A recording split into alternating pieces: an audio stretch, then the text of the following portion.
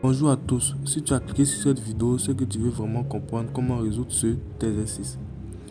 Ok, donc sans plus tarder, je vais commencer.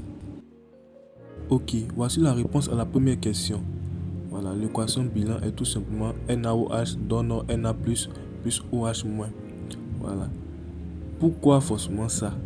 Parce que moi j'ai compris en terminale que quand on dit dissolution, c'est-à-dire c'est tout simplement le fait de séparer une molécule en deux ou plusieurs ions. Vous voyez un peu, non? C'est un peu cela. Ok, nous allons attaquer maintenant la deuxième question. On nous demande de calculer la concentration de la solution. Nous savons que la concentration c'est égal à la quantité de matière sur le volume. En simplifiant, ça me fait tout simplement la masse sur masse molaire fois le volume. La masse molaire de la solution, bien sûr. Ok, nous savons que la masse molaire de NaOH c'est égal à 23 plus 16 plus 1. Voilà, on sait le calculer depuis la classe de seconde. Donc c'est ça, on applique. En arrangeant bien, nous voyons que la concentration donne tout simplement le résultat qui se trouve en bas de votre écran. Ok, maintenant nous allons attaquer la troisième question qui est le calcul de pH. pH de la solution est égal à 14 plus log de la solution qui est CS. Maintenant, pourquoi c'est forcément 14 plus log de la solution?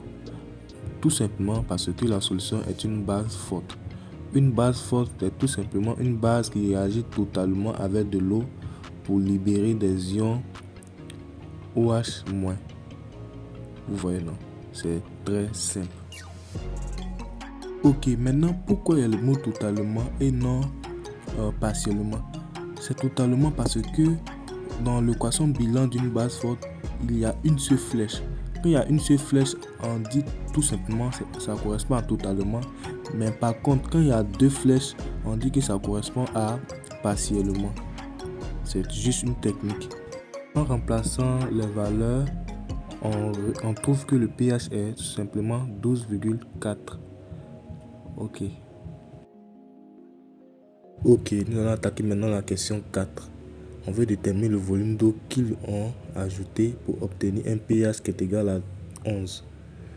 Ok, ici on va utiliser la formule de dilution qu'on voit dans solution aqueuse. Voilà. Donc la formule de dilution dit quoi? Ni est égal à NF, c'est-à-dire N final égale à N initial égale à N final. Voilà, quand on simplifie, ça me fait CI fois VI est égal à CF fois VF. Voilà. Donc, nous savons que le volume final est égal à tout simplement le volume d'eau plus le volume de la solution. Voilà, vous pouvez prendre une expérience. Voilà, vous pouvez faire une expérience, vous allez voir que c'est vraiment correct. Okay. Donc, quand on simplifie tout, on obtient que le volume d'eau est tout simplement 400 ml. Vous voyez que c'est très simple. Ce n'est pas compliqué, mais